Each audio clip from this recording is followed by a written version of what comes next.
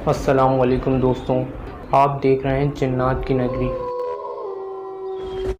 अस्सलाम वालेकुम दोस्तों, उम्मीद करता हूं कि आप सब खैरियत से होंगे।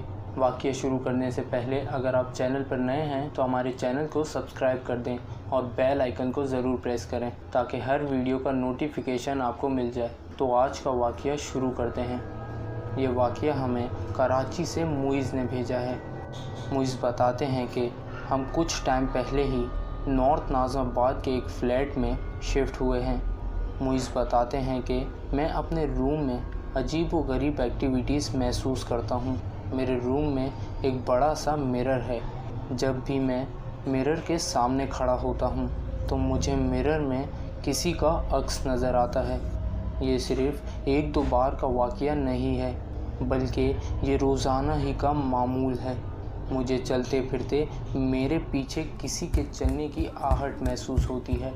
ये सब चीज़ें सिर्फ़ मैं ही महसूस नहीं करता बल्कि कई बार अम्मी बाबा ने भी अपने रूम में मेरी ही बहन के रूप में किसी लड़की को चलते हुए देखा है।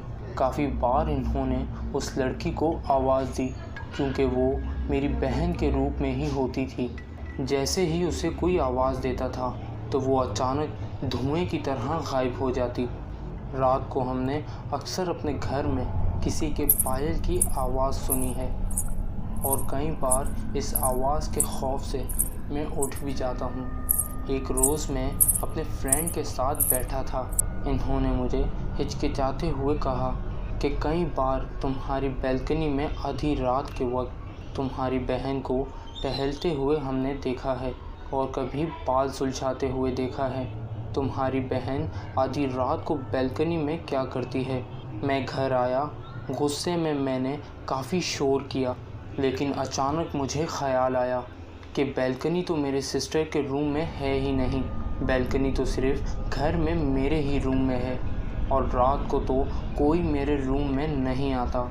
और अक्सर औक़ात हम सब घर वालों ने किसी को अपनी बहन के रूप में मुख्तलिफ़ जगहों पर देखा है। मेरे फ्रेंड ने बैल्कनी में जिस लड़की को देखा था वो मेरी सिस्टर नहीं थी बल्कि वो अनजानी मखलूक है जो अक्सर हमारे घर में मुख्तलिफ़ जगहों पर टहलती हुई नज़र आती है। हम काफ़ी खौफज़दा हैं और हमें डर भी है कि ये अनजानी मखलूक हमें कोई नुकसान न पहुंचा दे, इसीलिए हम अब दूसरे घर की तलाश में हैं। ये वो वाक़यात थे जो हमारी फैमिली के साथ पेश आए। मैं इन वाक़यात को कभी नहीं भूल सकता और ये वो वाक़यात थे जो मैंने आपके साथ शेयर किए।